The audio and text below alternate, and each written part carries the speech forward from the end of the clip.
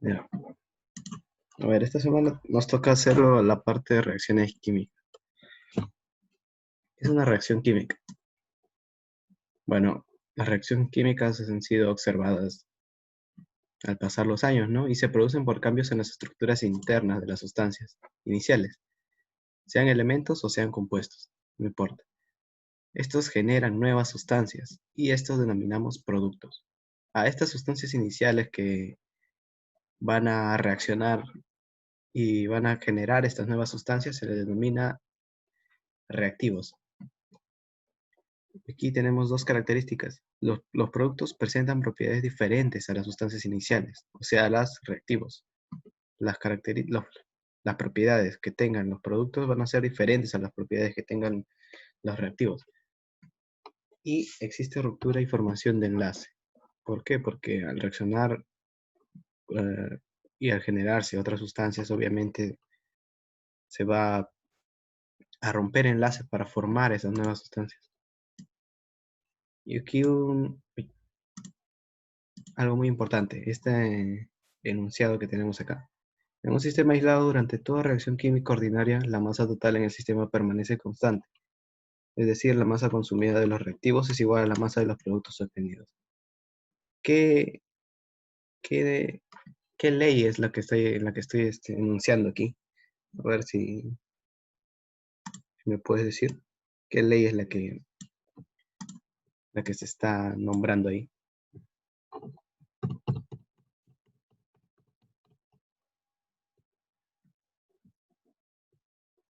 Bueno, aquí nos dice, bueno, en otras palabras, la masa no se crea ni se destruye, ¿no? Sino que se transforma. Esta es la ley de conservación de la masa, la materia, porque nos dice que la masa total en el sistema permanece constante. Es decir, la masa consumida de los reactivos es igual a la masa de los productos, o sea, no hay pérdida de masa. Es la ley de la conservación de la masa. Y ahora, para que podamos entrar más a fondo de lo que es una reacción química, tenemos que ver lo que es una ecuación química. Bueno, una ecuación química es lo que tenemos aquí. Como ya dije, las sustancias iniciales, que las vamos a representar con letra A mayúscula y su índice estequiométrico con A minúscula, e igualmente para el reactivo B, van a reaccionar para formar otras sustancias que son los productos, que lo denominamos con la letra C, más con su índice estequiométrico C minúsculo, más otro producto que nos podría dar, que es D. Bueno, este más podríamos decirlo que significa que A más B significa que A reaccionan con B. Y esta flecha también significa para producir.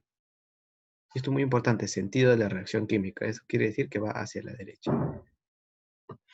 Esto produce, ¿qué produce? C más D, o sea, C y D. Bueno, no es muy difícil.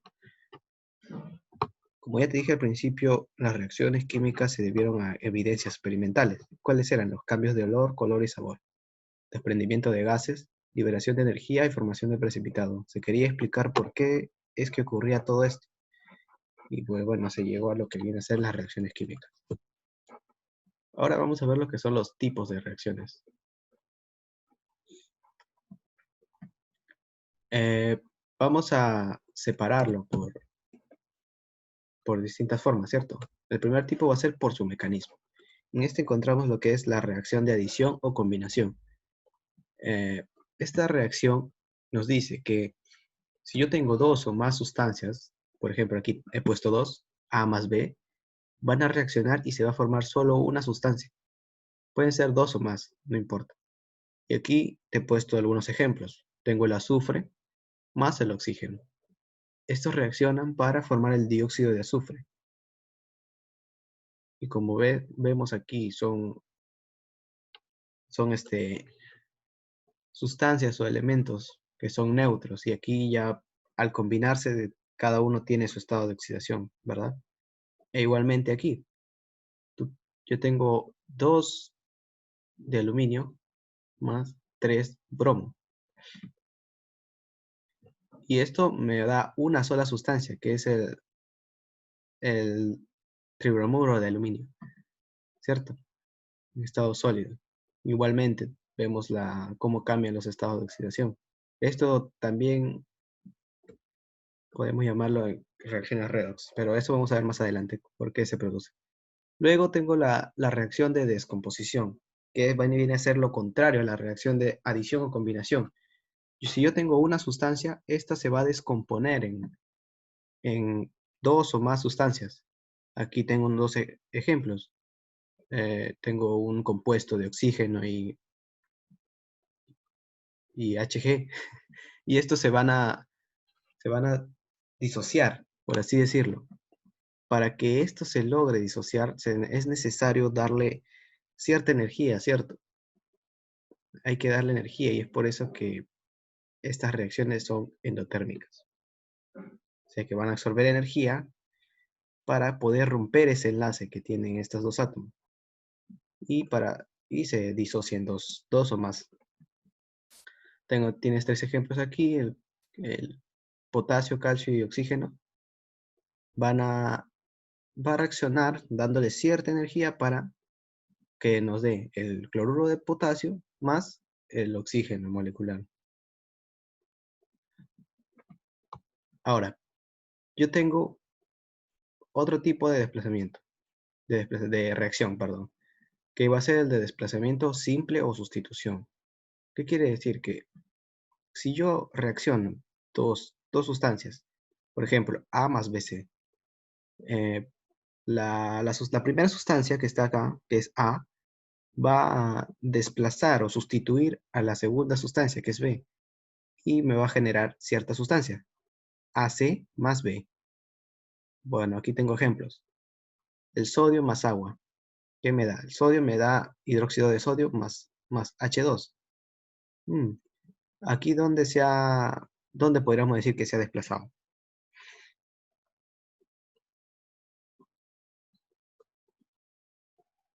Mm, ¿Dónde? Claro, el sodio ha desplazado al hidrógeno, a un hidrógeno, y me ha quedado solamente hidróxido de sodio. Aquí esta ecuación aún no está balanceada, así que no hay que preocuparse por eso. ¿Cierto? Me da hidróxido de sodio más el hidrógeno que ha quedado, porque lo ha desplazado, por así decirlo. Por eso se llama desplazamiento simple o sustitución. Igual, si yo tengo cloruro de hidrógeno más, el magnesio, ¿qué me da? Me da ciertamente, lo va a reemplazar otra vez al mismo hidrógeno. Va a desplazarlo y el hidrógeno se va a quedar solito, por así decirlo, ¿no? Me va a quedar el cloruro de magnesio más hidrógeno molecular, H2. Igualmente aquí el flúor desplaza lo que viene a ser el cloro. Y aquí vamos a ver en qué momento es que desplaza. Por ejemplo, el flúor es más reactivo que el cloro. Por ello es que lo va a desplazar y va a quedar fluoruro de hidrógeno. Más el cloro 2 o cloro molecular. Por ejemplo, antes de ver lo que es el desplazamiento doble, vamos a ver lo que es el desplazamiento del hidrógeno. El desplazamiento del hidrógeno se debe, bueno, todos los metales alcalinos y alcalino-térreos son más reactivos que los elementos, son los más reactivos de los elementos metálicos, ¿cierto? Y por eso estos desplazarán al hidrógeno del agua. Acá te he puesto dos ejemplos, por ejemplo. Tengo dos de sodio sólido, más dos de agua. Aquí ya está balanceado, obviamente, pero en las anteriores no. Pero no, bueno, eso no nos va a preocupar, ¿cierto? Tengo sodio y agua. Esto me produce lo que viene a ser hidróxido de sodio, más H2. Es el mismo ejemplo que te puse aquí, ¿cierto? Como vemos, el sodio, que es este elemento del grupo 1A, o por así decirlo, bueno, sí se llama ese grupo, son el grupo de los alcalinos. Va a desplazar lo que viene a ser el hidrógeno y me va a quedar hidróxido de sodio acuoso. E igualmente del grupo 2, que son los alcalinoterrios, el calcio, el estroncio y el bario. El calcio primero al combinarlo con dos moléculas de agua, me va a producir lo que viene a ser el hidróxido de calcio, porque va a desplazar a un agua. Y esto me va a quedar lo sobrante, ¿cierto? El hidrógeno H2 en forma de gas. Y aquí algunos, ¿cómo puedo decirlo? Una tablita para ver los metales que más son reactivos. El litio es el más reactivo y el oro es el menos reactivo. Y ahora, esta tabla sirve para ver en qué momento se va a desplazar tanto con el hidrógeno o con algún otro metal. Por ejemplo, el más reactivo obviamente va a desplazar a los que están más abajo. Si yo tengo litio y, no sé, un calcio, el litio es el que va a desplazar al calcio. ¿Por qué? Porque es más reactivo. Igualmente vemos con los que son los halógenos. Los halógenos son los del grupo 7A, ¿cierto? Los que están más cercanos a los gases nobles. El flúor, el cloro, el bromo, el yodo, etc. Entonces depende de la reactividad. O sea, mientras más voy bajando en la tabla periódica, menos reactivos se vuelven los elementos. Entonces, se van a desplazar dependiendo de esa reactividad. O sea, que el que está más arriba va a desplazar al que está más abajo. Si yo tengo cloro y flúor, el flúor es el que desplaza el cloro en un compuesto. Supongamos que tengo aquí, ¿veo? Yo tengo el cloruro de hidrógeno o ácido clorhídrico, más el flúor. Como el flúor está más, a ver, como el flúor, yo tengo, este es mi grupo 7A. Flúor, cloro, bromo, yodo, ¿cierto? Como el flúor está más arriba que el cloro, es más reactivo, es el más reactivo de este grupo. Entonces, el flúor va a desplazar lo que viene a ser el cloro, como está en un compuesto, lo desplaza. Y el cloro se queda fuera, no se queda solo, ¿cierto? Porque como ya vimos, la materia no se crea ni se destruye, la ley de la conservación de la materia. Entonces, si yo tuviera aquí, a ver, H en vez de cloro tuviera bromo, el flúor también lo desplaza porque es más reactivo. ¿Sí me entiendes? Y eso es lo que quiero. Más que todo, para los que son metales,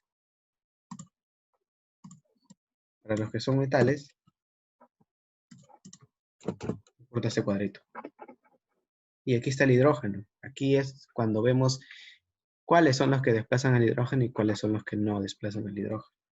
¿Está claro? Simplemente acordarse un poco de ese cuadro o tenerlo en la mano para poder ir aprendiendo, ¿no? Ahora, el tipo 4, o es el desplazamiento doble, que es casi lo mismo que el desplazamiento simple. La única diferencia es que aquí tengo yo dos compuestos.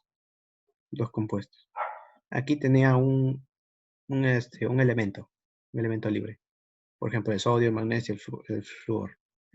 Aquí yo tengo dos compuestos. ¿Y qué va a pasar? Pues si es un compuesto binario, por ejemplo, tengo dos compuestos binarios. Un elemento que lo conforma se va a reemplazar por otro elemento. Por ejemplo, en este caso, este reemplaza al D. El B reemplaza al D. Como ves aquí, el D reemplaza al B. Pero el, a ver, si yo tengo el D va a reemplazar al B, ¿cierto? Con el lápiz mejor. El D va a reemplazar al B, ¿cierto? Y me va a quedar esto. Pero aquí, si el D reemplaza al B, el B no se queda afuera, no se queda así, sino el B también va a pasar al lugar del D. Y va a quedar esto. AD más BC. ¿Está claro? ¿Tienes alguna pregunta hasta ahí o alguna duda? Este capítulo va a ser algo rápido, no como los anteriores, por lo que más que todo es practicar el balanceo y acordarse los tipos. Bueno, y de isomerización. Es una reacción de reagrupamiento interno. Bueno, aquí tengo un ejemplo, ¿no? En primera instancia lo he representado como un mismo, un mismo compuesto, ABC. Esto se va a reagrupar en CBA. Y bueno, acá un ejemplo, NH4, CNO. Esto se reagrupa internamente. Entonces, ¿qué me va a quedar? Un NH2, CO, NH2. Es un reagrupamiento interno. Esto es no tan visto, más son vistos estos cuatro primeros, ¿sí? Más el de adición, el de descomposición. Esos son los más vistos. Pero igual es importante también saber esto del desplazamiento. Saber cuándo un elemento desplaza al otro, cuándo no. Ahora, en la parte B, lo hemos dividido por su energía también. Como ya te dije, hay endotérmica y exotérmica. En primera instancia, la exotérmica se produce por una liberación de energía hacia el exterior. ¿Qué quiere decir? Si yo hago reaccionar una sustancia A más una sustancia B, me va a dar una sustancia C, ¿cierto? Más calor. O sea, va a expulsar energía al, al exterior. ¿Está claro? Y esto lo representamos como, ay, claro, importante es, muy importante es las unidades. Tiene que estar es kilojoule por mol. Por cada mol que nosotros hacemos reaccionar, va a ser cierta energía. ¿Sí? ¿Está claro? Y aquí una representación gráfica de lo que es la reacción exotérmica. Yo tengo aquí una energía y la coordenada de reacción o el momento en el que está reaccionando, por ejemplo. Como, bueno, para no complicarnos, esta coordenada de reacción vamos a decir que es el tiempo. O sea, a medida que va reaccionando, reaccionando, va aumentando su, su energía hasta llegar a un pico, en donde se llama estado activado. Estado activado. Y de pronto, claro, todo este trayecto,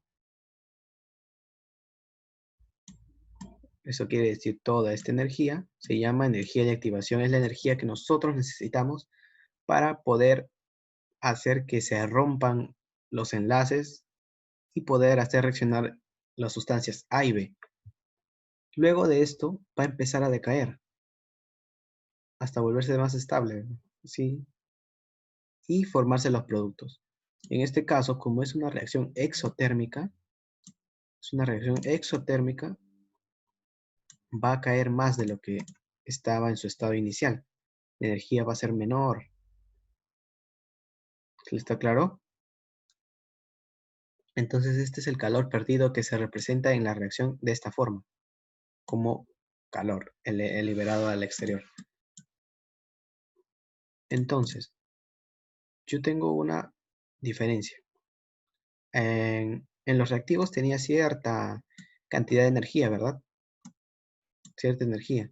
Y cuando ya ocurrió toda esta reacción y llego a los productos, tengo otra energía.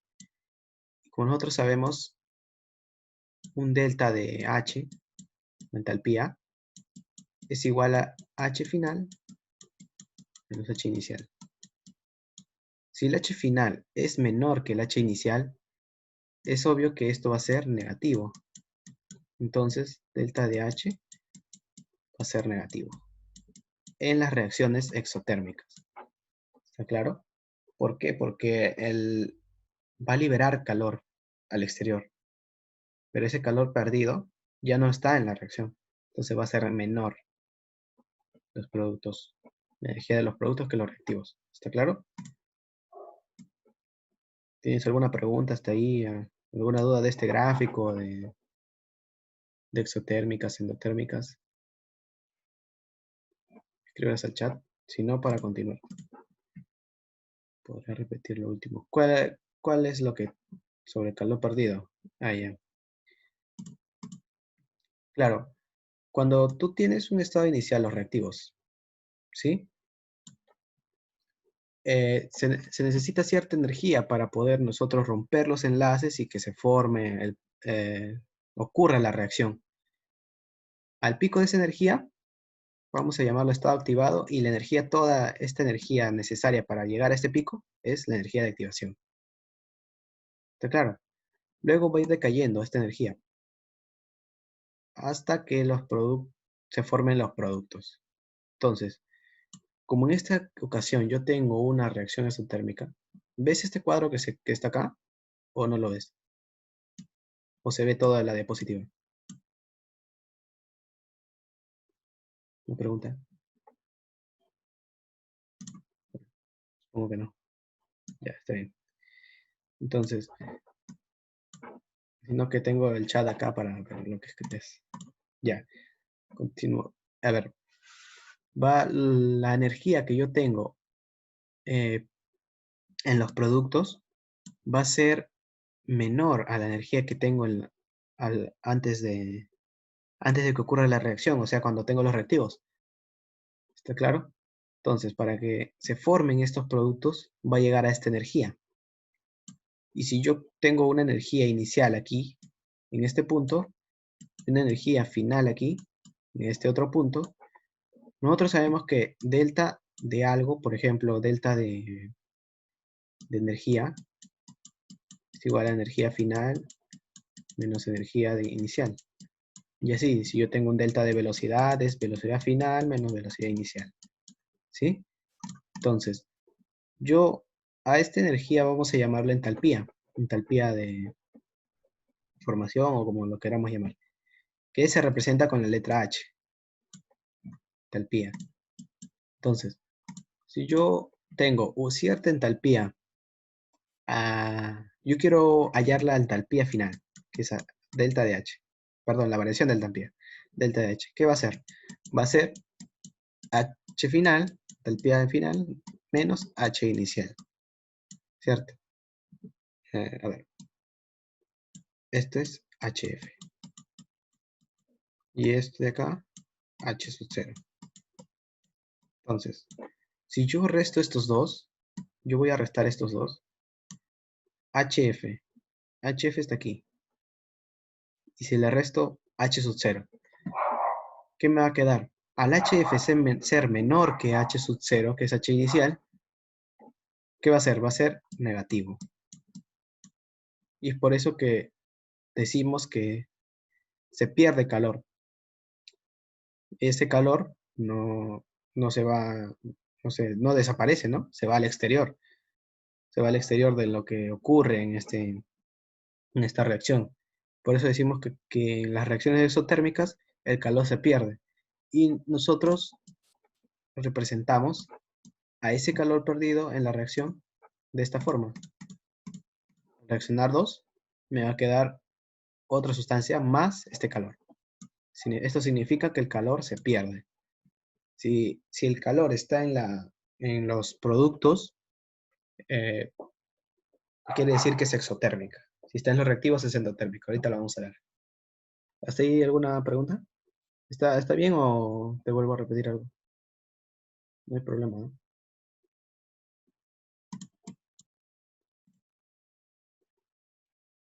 Está bien, ya. ¿Cuál era tu duda? ¿Del calor perdido?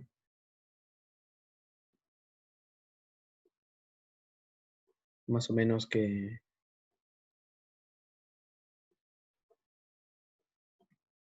Ah, al menos. No, claro, sí, por los productos va a tener menos energía que los reactivos. Ahora, la combustión. Antes de pasar a lo que es endotérmica, vamos a ver lo que es la combustión. Bueno, se da entre una reacción entre un combustible, que son estos de acá, y un comburente, que puede ser el oxígeno o el flúor gaseoso. Los más usados son los que tienen esta forma. CXHI. Combustibles fósiles, ¿verdad? Los combustibles fósiles son los más usados. Entonces, tengo dos tipos de combustión, o hasta tres, creo que algunos mencionan tres, pero bueno, yo solo he puesto dos. Combustión completa. ¿Cuándo se da la combustión completa? Cuando se presenta suficiente cantidad de oxígeno. ¿Cierto? Si yo tengo un combustible, que es el propano en este caso, más el oxígeno, perdón, me va a dar CO2 más agua, más una energía. ¿Por qué puse la combustión aquí? Porque es una reacción exotérmica. Como vimos, si la energía o calor liberado acá, energía, calor es casi lo mismo, ¿no? Calor es energía. Ya, entonces, si yo tengo energía en los productos, ¿qué era? ¿Qué te dije que era? Era exotérmica, ¿verdad? Entonces, no me fijo. Un momento, por favor. Ya, ya. Si la energía o el calor se encuentra en los productos, te dije que esto era una reacción exotérmica. Y ahora, ¿por qué es completa? Porque hay suficiente cantidad de oxígeno para que se reaccione todo este combustible. Es por ello que tengo, y en la combustión completa me da una llama azul, ¿cierto? Tú has visto que a veces algunas llamas son medias naranjas, amarillas, y algunas son azules. Pues depende del tipo de combustión que se está dando. Si es combustión completa, combustión incompleta. Ahora, la combustión incompleta, obviamente, por analogía o por similitud, podemos decir que es por no tener suficiente cantidad de oxígeno. Y en este caso, la llama es amarilla.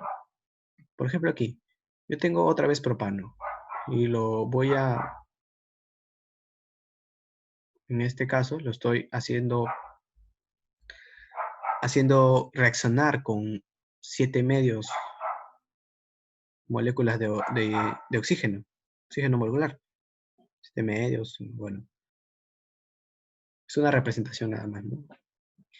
Y luego me va a quedar como producto lo que es el monóxido de carbono y el agua, más la energía.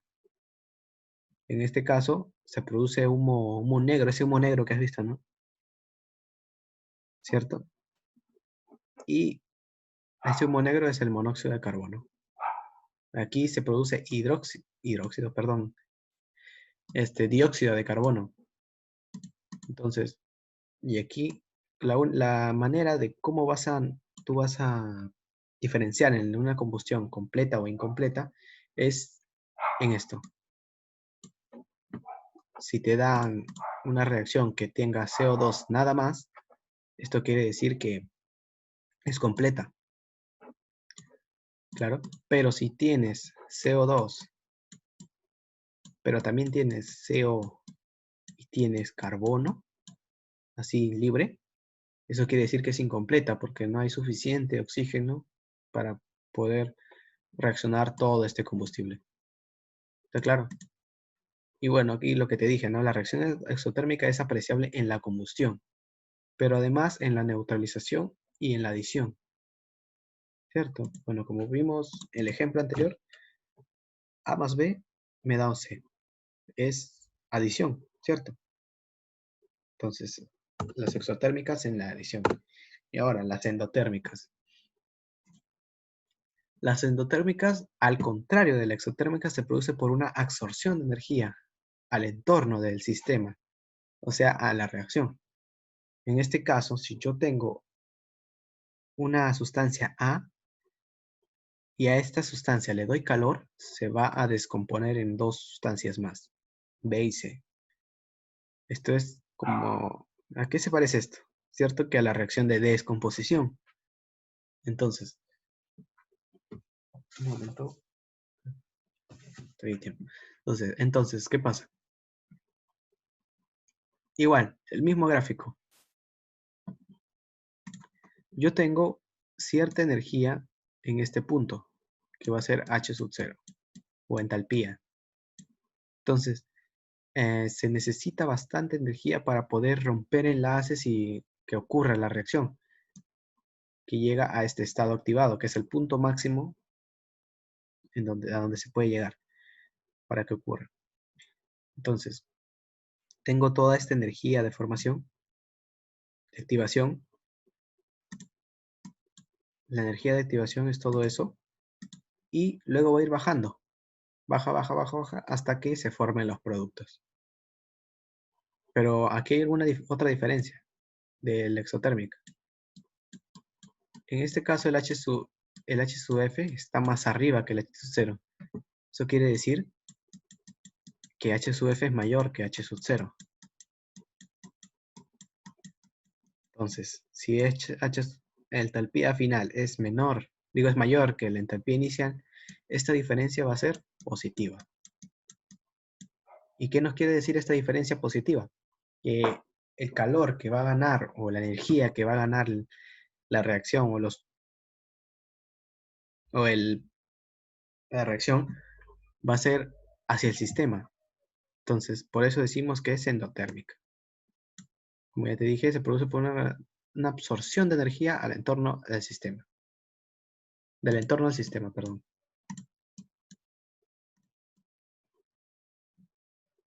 ¿Está claro? ¿Tienes alguna pregunta? ¿O está todo bien? ¿No? ¿No está bien? Ah, está bien. Ya. Y ahora por su sentido. Bueno, esto, por ahora nosotros nos vamos a enfocar en lo que es una reacción irreversible, solamente con una flechita hacia la derecha. Próximamente ya veremos las reacciones reversibles. En este caso, la reacción tiene un final. O sea, tú tienes, en este ejemplo, tienes sodio más oxígeno. Esto te va a dar, claro, el óxido de sodio, ¿sí? Entonces, y ahí va a quedar, o sea, es irreversible. Mientras que aquí ocurren reacciones tanto para la izquierda y para la derecha, al mismo tiempo. Primero se va a ir formando y formando, formando lo que es el ácido carbónico. Se va a ir formando, formando, formando, formando, pero a la vez está ocurriendo lo inverso, que esto se está disociando en las sustancias iniciales. Pero mientras se forma, mientras se disocia, también se va a formar y igual. Esto no tiene fin. Y así va a ocurrir, ocurrir, ocurrir. ¿Sí? Y ahora, lo que te dije por los estados de oxidación o redox. Bueno, redox en primer lugar. Se produce por una transferencia de electrones. También llamamos reacción de oxidación y reducción. ¿Por qué redox? Reacción de oxidación y reducción. O de reducción y oxidación. Entonces, primero tengo una sustancia R y una sustancia O. Esta sustancia R va a perder electrones, o, o su sinónimo, que es se va a oxidar. Y la sustancia O va a ganar electrones, o en otras palabras, se va a reducir. La, el, el que se oxida pierde electrones, y el que se reduce gana electrones. Hay a veces confusión en eso. Incluso en la academia yo también me equivocaba muchas veces. Pero eso es lo esencial. El que se oxida pierde y el que reduce gana. Y lo que va a perder o se va a ganar se va a representar por esta letra N.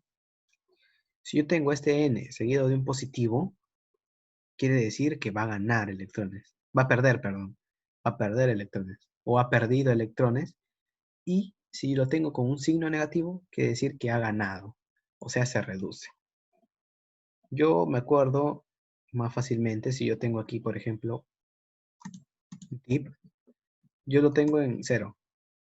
Lo tengo en cero y luego el estado final es negativo. Entonces, ¿qué quiere decir? De 0 a un negativo se ha reducido, ¿no? Entonces, ha ganado electrones. Es una forma de acordarse, ¿no? Para mí se me hacía más fácil así, pero quizás para otras personas no tengan su forma. Si tú tienes tu forma, también lo puedes hacer de la forma que quieras. O si ya te acuerdas de oxidación, gana, digo, pierde, y reducción gana, bueno. Y al este, a la sustancia que se oxida, la vamos a llamar reductor o especie oxidada, porque cede electrones. Y a la sustancia que se ha reducido, lo vamos a llamar como oxidante. ¿Por qué? Porque esta sustancia provoca que ésta se reduzca. Y esta sustancia provoca que ésta se oxide. Entonces, por eso lo llamamos al que se reduce, lo llamamos como agente oxidante, porque puede hacer que otra sustancia se reduzca. Se oxide, perdón. Hay cierta confusión a veces. Entonces, este agente oxidante hace que éste se oxide. Y este agente reductor hace que éste se reduzca. Entonces, claro, está ahí. Y bueno, las no redox, no hay transferencias de electrones, ¿no? Si las redox son cuando se transfieren los electrones, las no redox es cuando no se transfieren. Por lo tanto, no hay cambios en el estado de oxidación. Y se producen reacciones de doble desplazamiento, como vimos. Ahora vamos a pasar a lo que es el balanceo. En primer lugar, perdón, en primer lugar vamos a esto que si tenemos algo, una reacción simple, ¿no? Por ejemplo, del agua, H más O2, no sé, tenemos el agua, pues va a ser más sencillo hacerlo por este primer método, que es el tanteo o simple inspección, más elegante, ¿no? Para tanteo. Para nosotros poder realizar lo que es este simple inspección, vamos a, bueno, podríamos decir que es una regla o una ayuda, ¿no? Vamos a empezar primero por los no metales. Una vez que tengamos todos los no metales balanceados, vamos a ir por el metal. Y de último, al hidrógeno y el oxígeno, en ese orden, para poder hacerlo más fácil, ¿cierto? Ay, perdón. Ay, no. Ya, ya. Ahora, redox. ¿Cómo hacemos esto? Como sabemos, una reacción redox es la que se reduce, se oxida, ¿sí? Entonces, vamos a ver qué sustancias son las que se reducen y cuáles son las que se oxidan. Vamos a ver. En este caso, para eso vamos a llenar cada elemento con su estado de oxidación. Para este caso tengo el oxígeno -2. Aquí el potasio +1 porque es un alcalino. Y si esto es así, sería -7. Acá -2, -14. -14 más 2, que es 10. Y entonces este sería +5. ¿Claro? Lo primero que hay que hacer es formar los estados de oxidación. El cloro es -1 y el hidrógeno +1. Espero que se entiendan los números, no estoy muy acostumbrado. El cloro acá sigue siendo -1. Y acá el cromo tiene +3. ¿Cierto? Aquí el cloro otra vez -1. Potasio +1. Aquí el cloro tiene 0. Porque no está enlazado con ninguna otra sustancia diferente. Y aquí el agua -2 y +1. ¿Sí? Ya, hasta ahí todo bien. Entonces, vamos a identificar cuáles son las sustancias que se han reducido o se han oxidado. Aquí podemos ver que el cromo cambia su estado de oxidación. ¿Sí? Tengo cromo 2, me da. Acá tengo +5, tengo +3. Ya. Vamos a hacerlo en más o menos semireacciones. Luego seguimos mirando. El potasio sigue siendo 1. El oxígeno -2. El hidrógeno +1. El cloro -1, -1, -1. Ajá, acá hay un 0. Entonces es el cloro. Vamos a escribirlo. Para no estar escribiendo y se puede entender, lo he puesto así. Ahora, tú me dirás por qué 6 electrones, 2 electrones. Ahora lo vamos a ver. Acá yo lo tengo con un estado de oxidación +5. Y acá lo tengo con estado de oxidación +3. ¿Cierto? Entonces, lo primero que vamos a hacer es completar.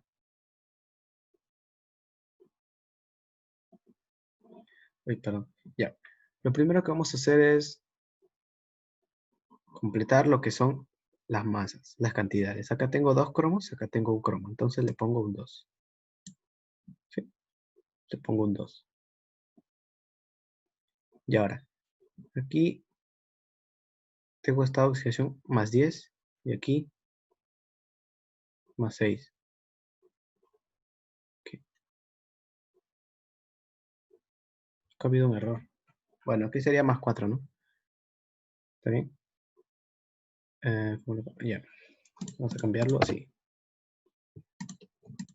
Claro, tengo +5, -2, 14, -12. Ah, ya vi mi error. El error es mío. Perdóname. Ya. Aquí me he equivocado. No es +5. Aquí yo tengo -14 +2, que es -2, más -12. Y para que sea 0, ¿cuánto es? +6. Ahora sí. Ahora sí, +6. Ya está. Y ahora sí, vamos a esta parte. +6. +6. Entonces, yo tengo 6 +6 +2. Por 2. Son 12. Ha perdido 12. Y aquí tengo 2 por 3, 6. O sea, ¿cuántos electrones debería perder para que se quede así? O ganar, perdón, para que quede así. Tendría que ganar 6, ¿cierto? 6 electrones. O sea, si yo tengo, o mejor dicho, simplemente esa es la diferencia. 2 por 6 me da 12 y 2 por 3 me da 6. Haces diferencia y ves cuántos electrones tiene que ganar para poder convertirse en esta especie. ¿Sí? En este caso tiene que ganar 6 electrones. Y ahora, yo tengo cloro. En este caso es cloro -1. Y aquí es cloro 0. Yo, para poder nosotros, primero balanceamos lo que es las masas, las cantidades. Tengo cloro 2. ¿Cuántos cloros tengo? 2. Necesito 2. Tengo 2. ¿Cierto? Entonces, de aquí, ¿qué sigue? Las cargas, ¿cierto? Entonces, tengo 2 por -1, -2. Pero aquí se vuelve 0. 0 por 2, 0, ¿no? Se vuelve 0. Entonces, ¿cuántos electrones ha tenido que perder para convertirse en esta sustancia? +2. +2 electrones. ¿Sí? Entonces, aquí es igual que lo que es la energía. Si está en la derecha es porque ha perdido electrones. Si está en la izquierda es porque ha ganado electrones. ¿Sí? Entonces, ahora vamos a sumarlo. Pero dándonos cuenta de que nosotros queremos eliminar lo que son estos electrones. Entonces, ¿por cuánto vamos a multiplicar este? Por 1. Esto no importa, se queda igual. Pero este tenemos que multiplicarlo por 3 para que los electrones al final, al sumar todo, se cancelen. ¿Qué me da? Cromo 2 más 6 electrones. Vamos a escribirlo solo por esta vez. 6 electrones. Esto me va a dar... Ah, y más el 2 cloro. 2 veces cloro. Esto me va a dar cromo. 2 de cromo. Ah, un momento. Aquí no es 2, es 2 por 3, que va a ser 6. 6 cloros. Ahora, en la derecha tengo 2. 2 de cromo. Y aquí lo estoy multiplicando por 3. Más 3 veces el cloro, 2, más 6 electrones. ¿Cierto? Si te das cuenta, los electrones se van a ir, se cancelan. Voy a borrarlo para que no se vea tan feo.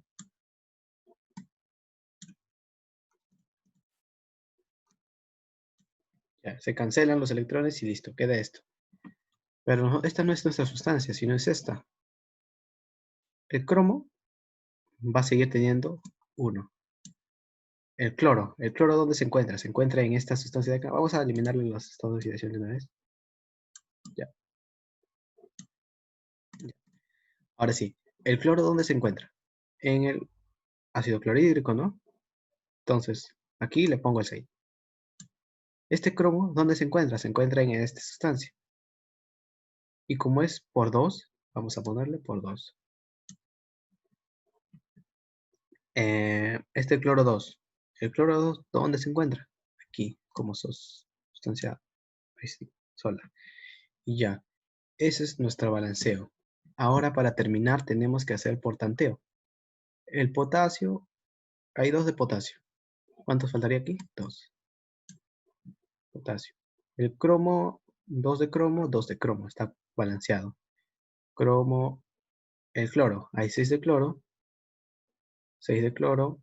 6, 8,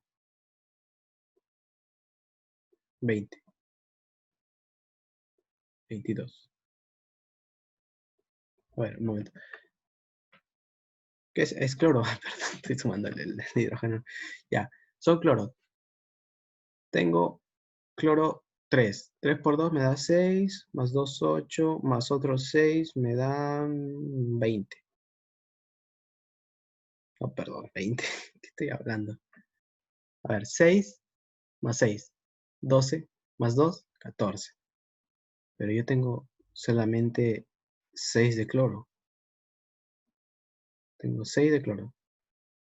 Entonces, vamos a ponerle su 14. 14 de cloro. ¿Cierto? Ya están los cloros.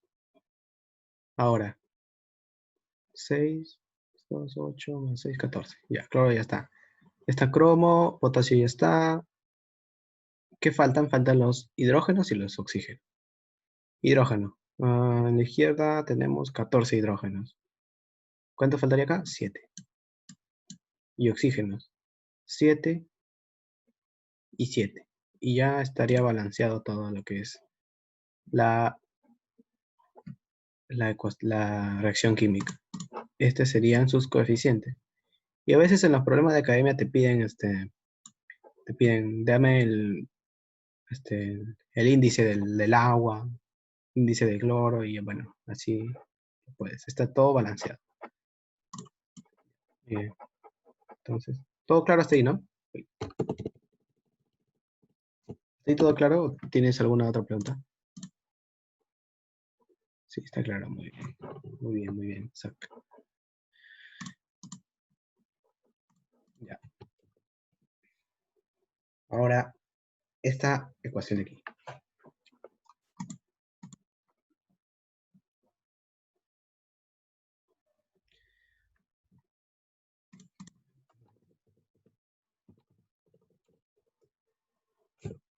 Ya. Yo, vamos a, igualmente, pero más rápido, ¿sí?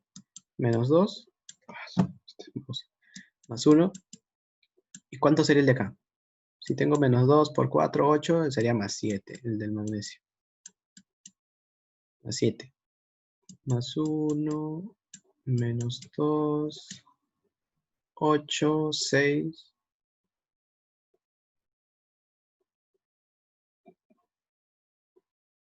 Perdón, ya. Menos 2, tengo menos 2, sería 8. 8 menos 8 más 2. Menos 6.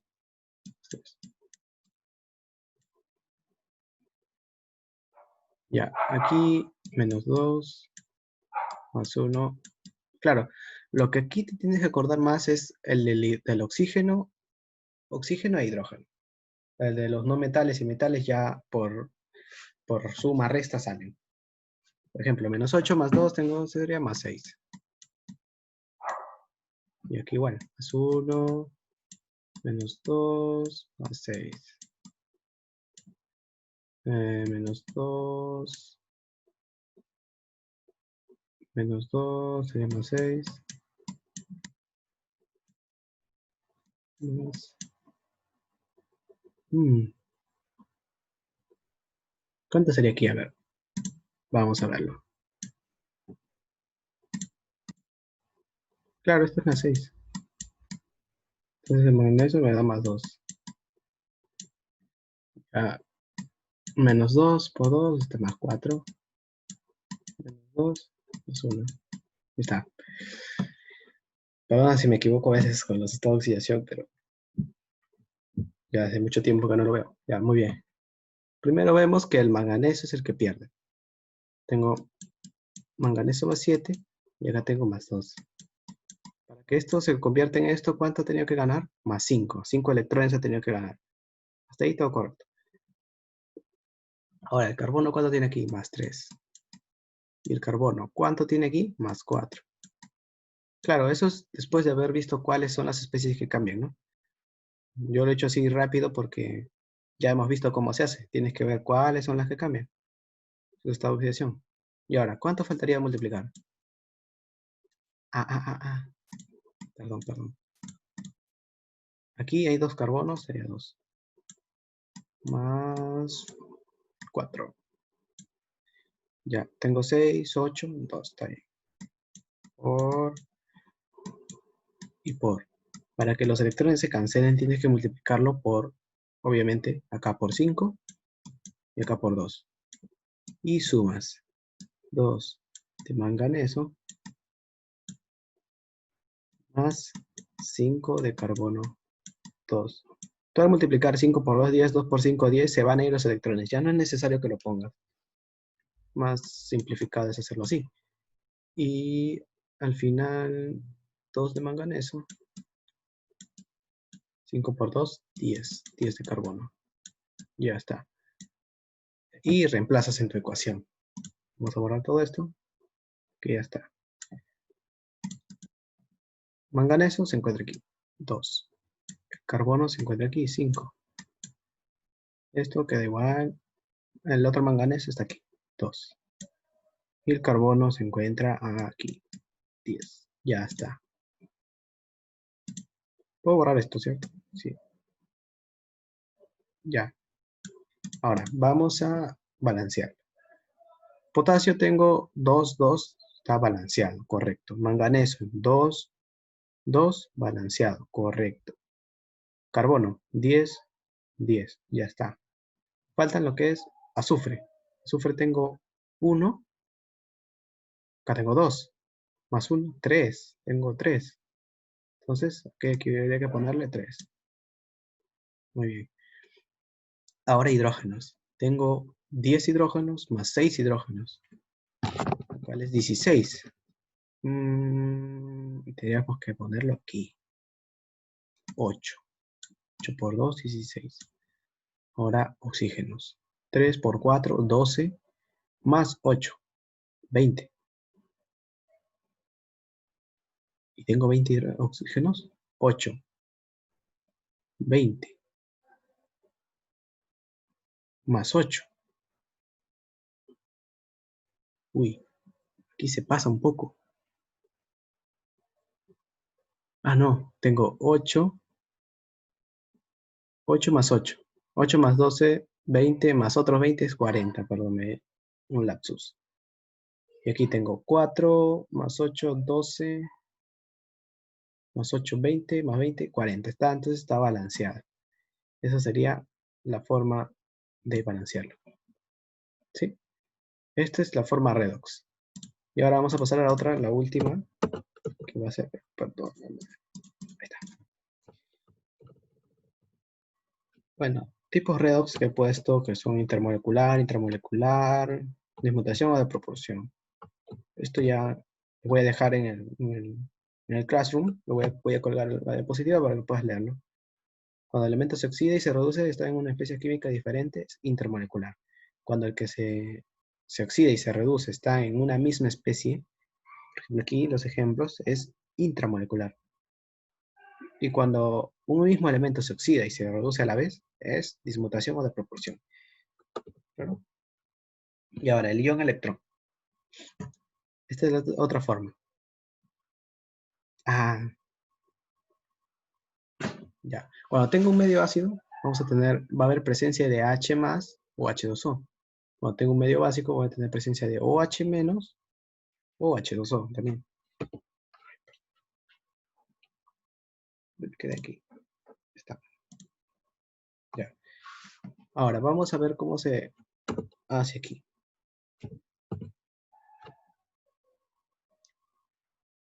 En este caso va a ser algo parecido a lo anterior con semirreacciones. Parecido lo digo solo por las semirreacciones, pero de una forma muy diferente.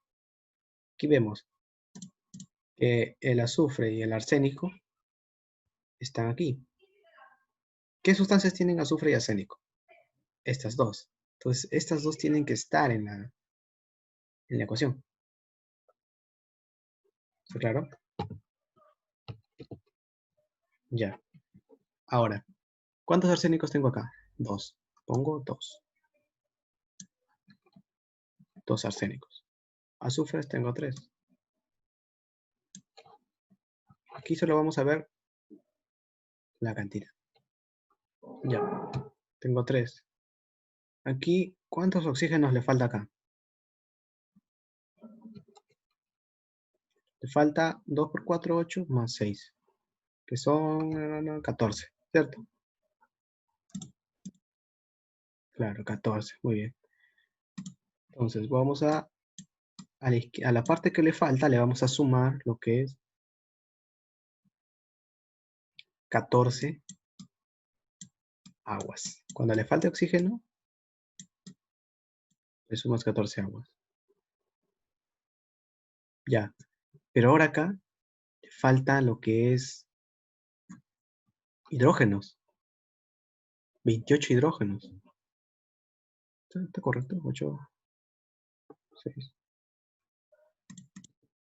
A ver. Sí, 28 hidrógenos. Ya, aquí le falta 28 hidrógenos. Entonces, si nosotros nos falta hidrógeno en alguno de los dos lados, simplemente le sumamos 28 o la cantidad que le falte, H más. Ya está ahí, todo bien. Balanceado. Ahora, en la segunda, que es el NO3 con carga negativa. Como vemos, solamente está el NO. Lo único. El agua lo veremos después. Vamos a ver paso a paso. Vamos, ¿cuántos nitrógenos tengo? Tengo 1, nitrógeno 1. ¿Cuántos oxígenos le falta aquí? Aquí le falta 2 oxígenos, o sea, le sumo 2 aguas. 2 aguas. ¿Y ahora cuántos hidrógenos le falta? 4. 4 hidrógenos. ¿Cierto? Y ahora sumamos. A nosotros sumar nos va a quedar esto. ¿Sí? Ay, claro, me faltó esta parte de los electrones. Que es, tenemos que contar. Acá yo tengo 6, carga negativa. Y acá tengo 28 con carga positiva. Si nosotros sumamos estos dos, me va a quedar 22. O sea, ¿qué quiere decir? Aquí tiene carga 22 positiva. Entonces ha perdido electrones. La sustancia inicial ha perdido electrones. ¿Cuántos electrones? Ha perdido 22 electrones, la suma. La suma no en valor absoluto, sino la suma con todo y signo. 28 positivo le ha sumado 26 negativo. Entonces, quedaría menos 22, que ha perdido. También lo puedo poner acá, más 22. No importa, y aquí no iría nada. No importa, puedo ponerlo así, pero en este caso lo pongo así. Ahora, a la parte de abajo, tengo 4 con carga positiva menos 1. Sería 3 carga positiva, pero aquí tengo carga 0. Carga 0. Entonces, ¿cuántos electrones tiene que ganar esta primera sustancia para que ponga 0? 3 electrones, ¿cierto? Y ahora sí, vas a multiplicar como en la anterior. Acá por 22 y acá por 3. Dado que al momento de sumar, los electrones se eliminan. ¿Qué nos queda? Nos queda esto. ¿Sí? Va a quedar eso. Porque yo tengo 3 de arsénico, 2 azufre 3. 3. Ya está. 22 de este trióxido de nitrógeno a la menos 1. 22. Y, uy, aquí hubo un, bueno, no hubo un error. Sería 88 hidrógenos positivos. Claro, 88. Voy a ponerla aquí, ¿eh? Para luego explicarte. 88 hidrógenos positivos. Y ahora, esta es la segunda parte. Ya los electrones ya se fueron, ya las cancelamos, por eso lo hemos multiplicado. La segunda parte, 6 de este compuesto, arsénico y oxígeno, 4. Más esto, que sería 3 por 3, 9. Y 3 por 28, ¿cuánto me da? A ver, 3 por 28 me da 84. Más 84 hidrógenos positivos, ¿cierto? Y ahora lo de abajo. 22 NO y 44 aguas. Más 44 aguas. Ya está. Ay, claro, me faltó aquí.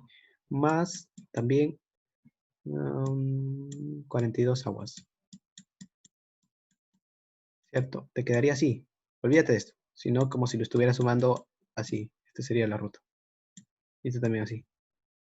Ahora, tengo 84 hidrógenos positivos acá y 88 hidrógenos positivos acá. Entonces, esto pasa a restar. Y ahí recién vamos a ver lo que me ha quedado. Sería 88 menos 84, serían 4 hidrógenos. Y ahora, tengo 42 aguas y 44. El de aquí pasa a restar aquí. Y me quedarían 2 aguas. ¿Está bien? Y así es como queda. Ahora, en algunos problemas te piden en medio básico o en medio ácido. Este, por ejemplo, como ya te dije, en medio ácido hay presencia de hidrógenos positivos, iones hidrógeno, o protones también llamados. Pero si te piden en medio ácido o alcalino, tiene que haber la presencia de OH-. ¿Cómo hago eso? ¿Cómo hago eso? A ver, si me respondes ya a una última pregunta.